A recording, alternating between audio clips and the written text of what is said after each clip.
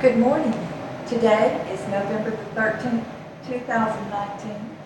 We are with Mr. James Poole, born and raised in Dowling Park on the banks of the beautiful Suwannee River.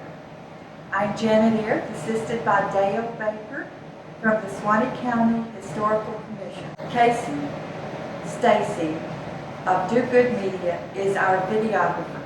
This morning we are interviewing Mr. Poole as part of our oral history project. Mr. Poole, we appreciate you taking time from your busy schedule to participate in this project. I am sure that your insights into local history will be of great value for generations to come. Mr. Poole, please tell us about yourself. James Poole.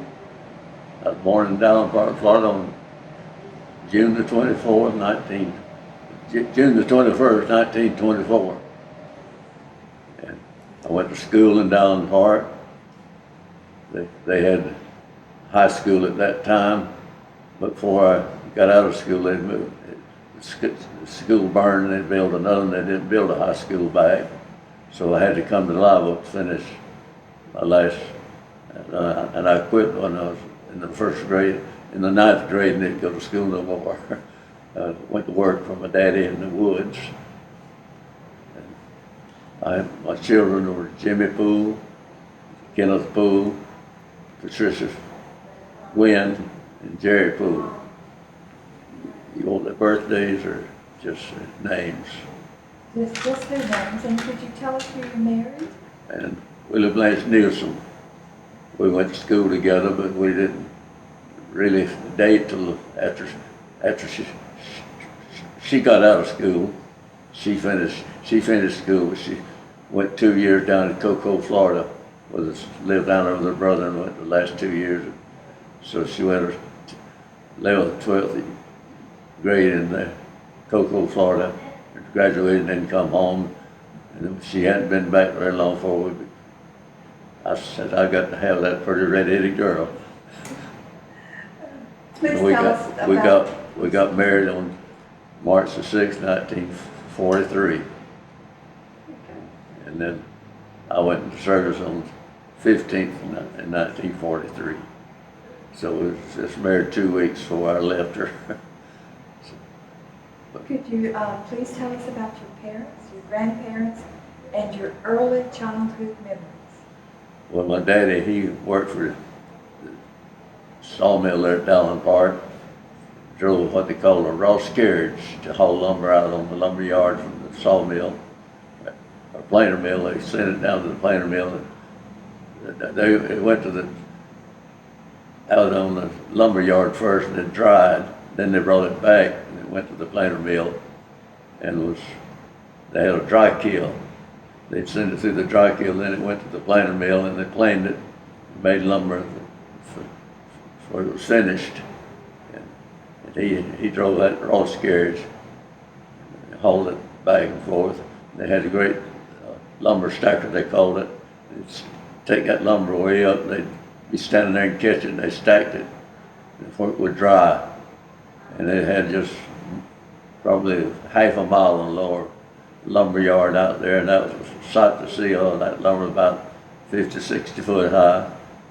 And then my daddy, he quit the mill there, went to work, had his own little logging and cordwood. He cut wood for the LOP&G railroad for them to make fire, make steam.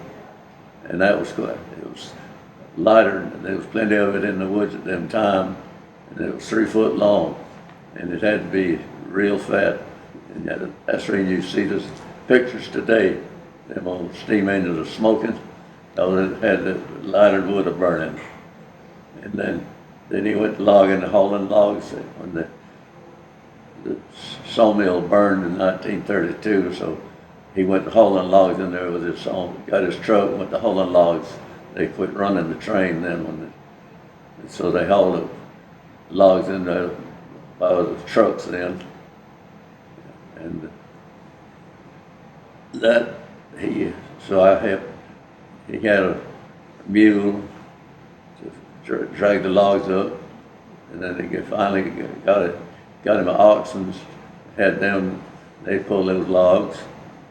So I was, I was young, and I was working. we, so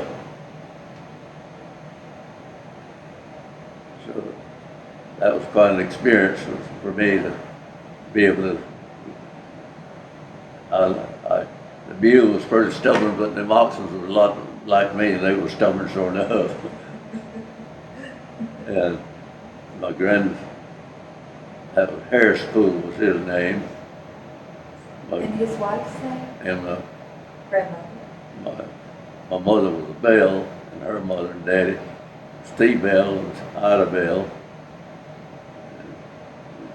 And my granddaddy, he worked for Downs cutting logs in the woods back in those days. He used a double bit axe, and they worked in pairs.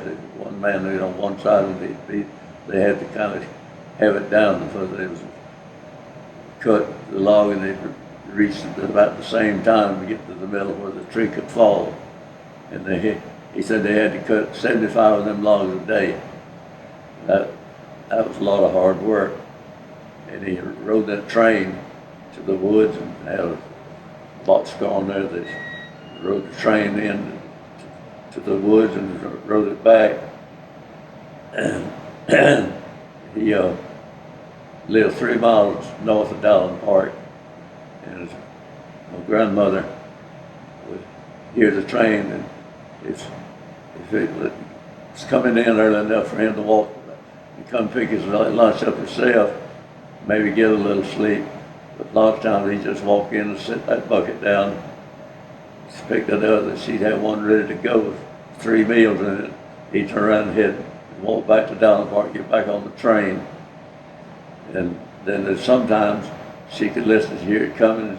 You knew it was just going to be a time to cut loose and pick up the other, hit the log cars. So she would walk and carry his lunch to him, his dinner, his breakfast, his dinner, and his supper. And that was 3 miles, and that was rough going for a woman that day. They had 8 children, but I don't remember just how old they were at the time. But that was quite an experience on her to have to carry walk that 3 miles one way, and then leave his lunch and pick up his empty pail. So they made them tough in that day. And then my grandfather, he finally went kind of commercial fisherman. He fished, and he brought fish to Dowling Park on Wednesdays and Saturdays and sold them. And he done that for them several years, I remember.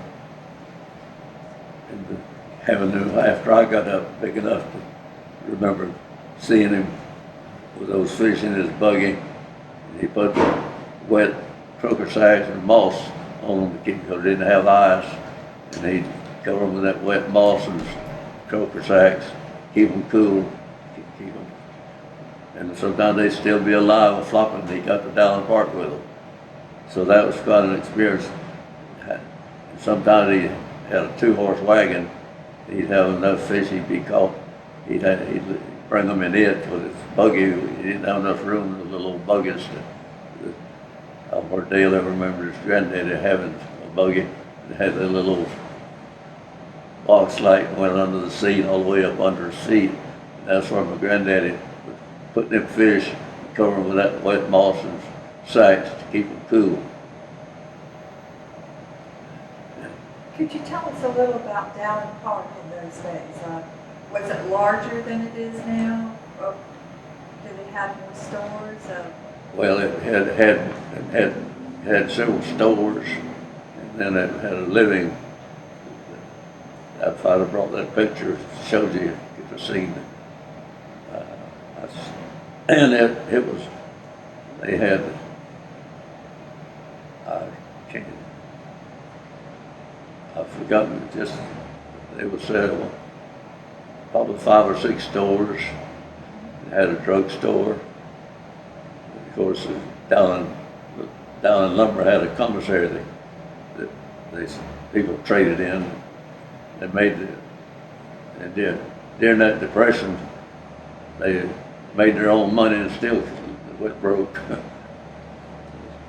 But anyway, we had a theater down in Park, and Do you recall the name of the theater? yes, ma'am, it cost 10 cents to get in. And the name of the theater? It was just down in Park, so I Dallas Park Theater.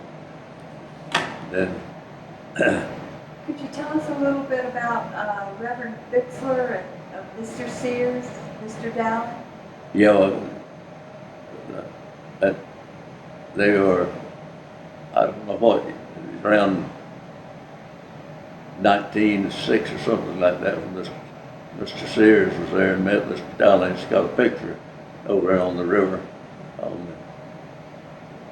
Got a big dance hall. They had a hotel over there. They had a big swimming pool. That was in that, on the bend, we call it River Bend. So I don't know what year Mr. Sears bought Dowling out, but he bought it out, bought the land, advertised it in the Sears Roebuck catalog. Somebody was telling me the other day they had a catalog. She advertising some of that. So I wish I knew who it was. I can't remember. But anyway, Sears Roebuck. But Daddy, he remembers was working for him whenever Mr. Sears and Roebuck come down and visited. And Roebuck, he was, an African American. So I don't know just what year, because Dowling built Dowling Park around 1900s, somewhere in there. And it started out as an orphanage or an old age ministerial? Oh, well, Mr. Bixler, Mr. Dowling gave him the land to build that in a Christian village, an orphanage.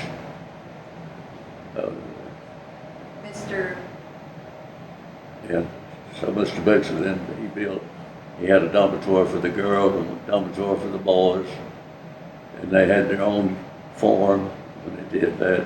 They had their dairy, they grew the good garden every year, forever. Had a garden going all the time, because that was their way. Because they got pretty rough there from Mr. Bixler. And Mr. Bixler, he passed away in 1950, and he was having it real rough money-wise at that time. I remember that. It was pretty rough, because he went once a month, and on the 5th Sunday or something, he'd go to some church and get what they give him, what they taken up that particular. So back in those, it got pretty rough. But you get to some of the bigger towns, they raised him pretty good money, and he got a little tight there, and he come to Live Oak, got Mr. Hallen's store, and got Mr. Hallen. He went there and talked to him, and said, "Bill, I got to feed them young ones. He says, go in there and get what you want." He says, "As long as I got it, they'll eat too." And so by that, but said he carried him for a long time till later years they got money coming in. And got it. And the story I'd like to tell about Mr. Hallen back when the war started, when the Japanese jumped on us December 1941. In 1942, they started building Camp Landing, and Mr. Hallen had that grocery store going. But he went to work at Camp Landing. He fixed his pickup up. He hauled where he could haul about 10 or 12 people, and he went to that Camp Landing every day 7 days a week while he was working down there building it for about a year long. I don't know just exactly. But anyway, he worked and he hauled them in. He charged them so much a piece to haul them down there and back every day. And Miss Howland run the store. And my wife's brother Hubert lived in the store there, one on the end of the old store. And he worked there, and they worked 7 days a week. Miss Howland was right there. They opened at 5 o'clock in the morning. They closed about 9 or 10 at night. And my brother-in-law Hubert, Henry Holland, and Mr. Lamb worked for him. So that quite an experience there that Mr. Howland, and he had, this store he had was given to him by his brother John Howland. So, and he had a grist mill in the end of the old store there. He run it every Saturday. So that's how he managed to make it. Tell us a little about the grist mill. What was it used for? To make meal. That was Saturday. Everybody, Dale probably remembers that. They'd get that sack of corn ready and bring it. And they had this grist mill that had 2 rocks around that meal.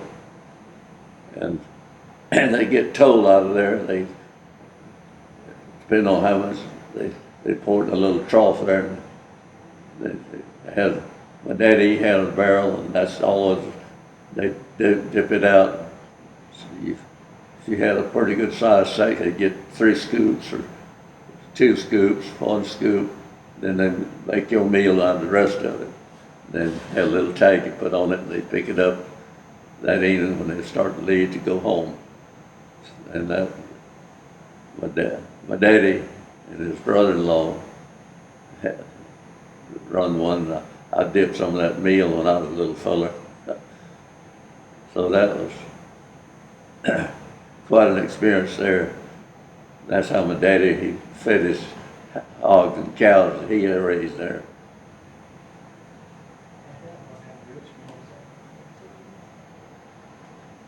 But that.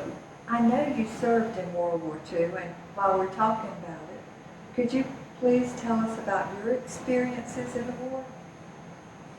Well, I was very fortunate that I didn't have to fire a shot, and I don't think I got shot at that, which was very. I was up there close enough. I was under Patton, and I met Eisenhower, and Patton. I was around him quite a bit, the movie you seen on him, the language he used, he wasn't that bad. Because I was there, I know. He was a soldier. And he was concerned about you. He most times wanted to know if you had enough to eat. And his driver had been with him about 15 years. I was up there on the evening. He got killed. And let's sort of say it was a shell that they shot. And it went. He had just come out of a chateau out in the apple orchard. And my general was standing, General Body was standing there, and they were talking, waiting on their drivers to get there. We'd scattered off out, and we were that close to the front line to get us. And he drove up and stopped, and he did. The shell come and hit right in the middle of that Jeep, killed his driver. My general, a piece of shrapnel hit his chin, taken off part of his chin.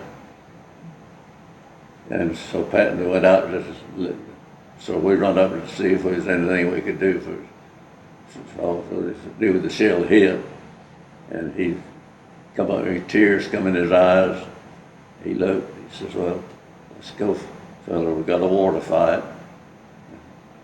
But it got to him. He was that kind of, he's just that good. And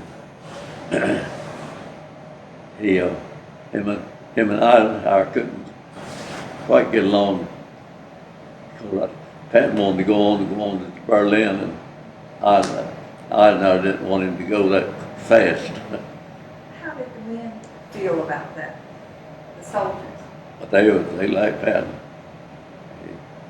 Very popular with men. Yeah, he was he was he was he was concerned for Annie, and then Germans they didn't like, they was scared of it. They was very, so I was very fortunate to be under that type of. Is there anything else you would like to tell us?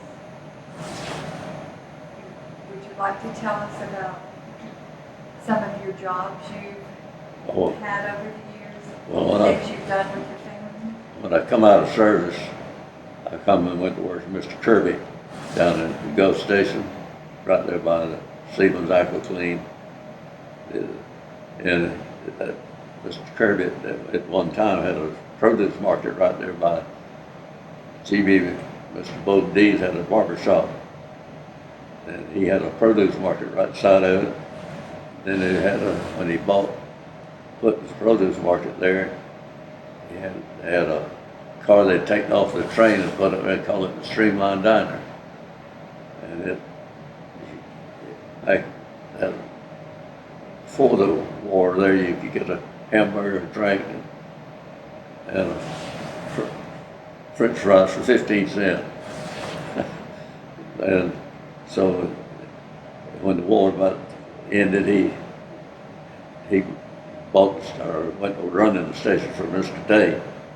So when I come home, went there and he needed help, so he hired me, and I went there, worked about a year, and my wife, she worked right across the street at Barney's cut rate store, dry goods store. So we both were working right there close together. I worked $25 a week, 6 days a week. So, but Mr. Kirby, he was a good man to work for. So, and Buddy James worked for him. Bo Bailey, he finally went to be a highway patrol. And but like I said, during that time, Mr. Kirby, he went selling Goodrich, BF Goodrich tires. Then he went into appliance business, General Electric. Because up till then, they had electricity wasn't very, just a lot of people just getting electricity along then in the late 40s. And so he got, then you could go to get electric stoves and electric washers and dryers.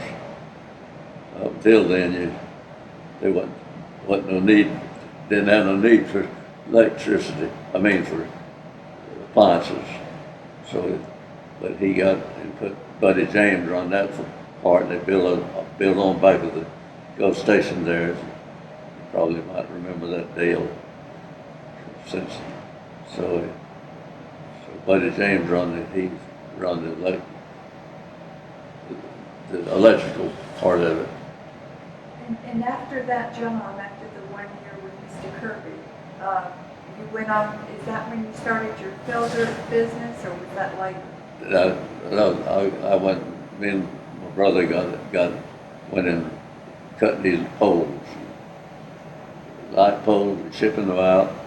Yeah, my brother, he was a broker, and on about through the 50s, then we started cutting those light poles, shipping them. He shipped about 50 cars a week out of Live Oak, but he had other people cutting it for him too. But we shipped those poles. We went to Atlanta, Macon, Georgia, Salisbury, Maryland, Pensacola, I forget where all they. So he shipped had to ship them all out because of course they put that pole yard out here in 1947. So but he never did ship too many out to them. out here, he already had the brokers for those other places. But he shipped some to Brownwood out here, You said your brother, you mean Lloyd Lloyd? Poole. And then, like I said, Mr. Carter got him on as the first lady director at the Christian Village. And he was serving there when he passed away in 1987. So, and then, of course, Ernest Sellers, he could tell you a lot because in somewhere along that Ernie went out there as a director or something, their lawyer. He worked for, he gave it his time to all those years. So Ernie could really fill you in on that part. And then after that, what was your next job?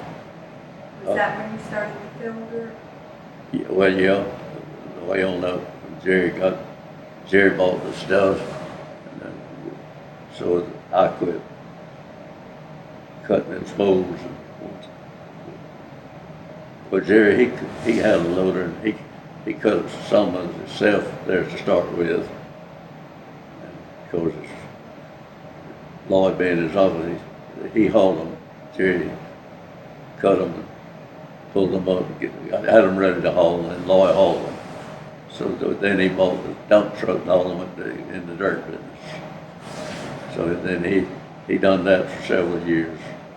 Well, I run that for him or helped him with it. Would anyone else like to ask a question? My wife, she got sick there, got Alzheimer's, Yes, sir. so I had to give it up and go look after her. Lloyd, a while ago, can you tell me how many brothers and sisters you had? There was 3 boys and 2 girls. It was Ben, Lloyd, and my brother Charles. Then my sister Verna Mae and married Reuben Johnson at Down Park. And then Betty that married Vance Lyons. You know Vance, or knew him. So, and as I said, I was born in Dallin Park. We didn't have no hospital then. Had a granny woman, or it was a doctor back feeders that delivered. Mama said delivered me. So that's we had.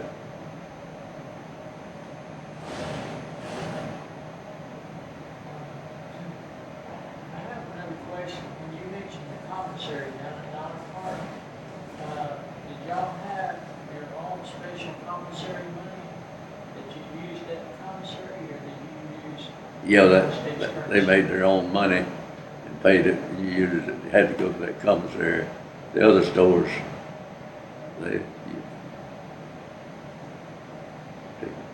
people that could get a job at somewhere and get paid in regular money.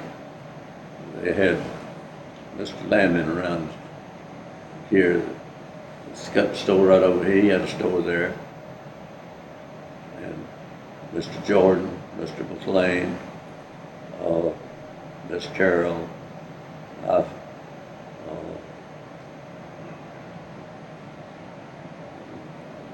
had a uncle that had a store, and then my aunt and uncle built a room, taken a room, and had a store on their house. There were several stores all in Dallin Park at that time. Like I said, it was a thriving place. And just, like I said, when they went to making that Babbitt, you had to go to the commissary to spend it. It wasn't no good at other places. Did you keep any Babbitt for yourself? Or No, I didn't think. Back in them days, it was hard to get a hold of too. I have another question too, thinking about your parents or grandparents. Back then, of course, there was no refrigeration or anything. Did y'all preserve your meat by salting it and burying it in the ground, or how did you? The smokehouse, you cured it, smoked it, you got it cured. You left it hanging up, and And did you store things under the house? Sweet potatoes or Irish potatoes? Oh, yeah, the sweet potatoes, some of them, most of those houses are up pretty high, and then they're real sandy. And so people that put their sweet potatoes up under that, they would put it in that sand where they wouldn't rot. And then most times though, they build look like a little hut-like thing. They'd put pine straw in there, and they'd put the potatoes in there, and put boards up where the water would run off, and they'd survive. The sweet potatoes would keep them for a year out in there. As they kept the dampness out of them. A little story there about that, the little huts. Dale, he knows well what I'm talking about. His granddaddy, his daddy had them. And Morris Poole, he was over in the Philippines in service. He'd get a letter from his mama. So he was reading his letter one day. He says, "Oh, I see where the old man opened up another bank. They call them Bank of Potatoes." And some of them fellows says, "I thought you said he opened up one here a while back." He said he never did tell them it wasn't a bank of money, it was a bank of sweet potatoes. So stuff like that. Your son, Jimmy Poole, was also in the Philippines. It was years later, but he was in the Philippines. Yeah, he was over in Clark Air Base? Clark Air Base. Yeah. When you were in the military, did you land in England and then Yeah, I go went, to Germany? landed in Liverpool. I went over, I was one of the largest convoys they ever shipped. There was 200 ships when we went over in April, getting ready to get in that war. And was very fortunate. One submarine race come up, and I was on the command ship right out of the 3 lines, and I was sitting on the very first and up, yeah. And that the evening, they went to riffle on that water. It was just as smooth, and they didn't have enough destroyers to send them all as separate convoys, so they sent them all into one. And that submarine, he come up, shot that torpedo, and I was standing on the very back of that ship watching them propellers kick that water. All of a sudden, them old horns went off, they went shooting, and the thing went to turn into the right, and I looked, and sure enough, here come that torpedo. It looked like it heading straight for the ship I was standing on. And they was shooting at it, and it didn't hit it. So that later on that day, or the next day, I was some sailors, I said, "Y'all ain't very good shots." I said, "Well, we wasn't trying to hit it. It said it's magnetic guidance. We was trying to make it, and evidently it worked, because it missed us." And to make that a little story here about that, this destroyer had to cut from over here, come over, and he was turning so that submarine, that destroyer went over and dropped his death charges. Then he surfed and come back again and drop another, and when he did, they had to set timers on those torpedo death charges. They dropped, and when somebody set the timer on it, and just as it rolled off the destroyer, it went off, and it shit. I was looking at, and it stood up on end like a toy.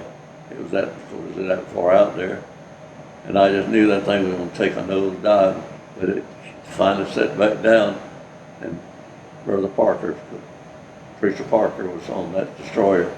We was talking one day, and he went to laughing. He said, "You won't guess who was on that destroyer?" And he said it knocked every rivet loose in it, said it leaked. Said they said they thought that when they got to England, but they turned them and sent them down to Sicily. They thought they'd take to Sicily. They was getting ready to get on to Italy when he said before they got them in a repair shop where they could get it fixed. So that was quite there was another close experience. When you were growing up, with your family, what kind of games did y'all play when you were growing up? We played soccer and baseball and softball. We would play at different schools. We played Clayland. Y'all had a, we went to Lazyland. I'm trying to think some other schools. Ladyland is near McAlpin. Huh? Ladyland is near McAlpin. Yeah, it's out, go down, go to Louisville, come out about 5 miles out there. Or you can go over there, Suwannee Farms is about 3 miles, or 4, about 5 out there, I guess. There ain't nothing there now no more, it's just fields.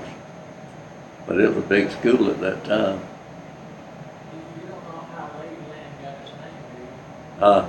Ladyland, do you know how the name come about? No, I don't. Never seen anybody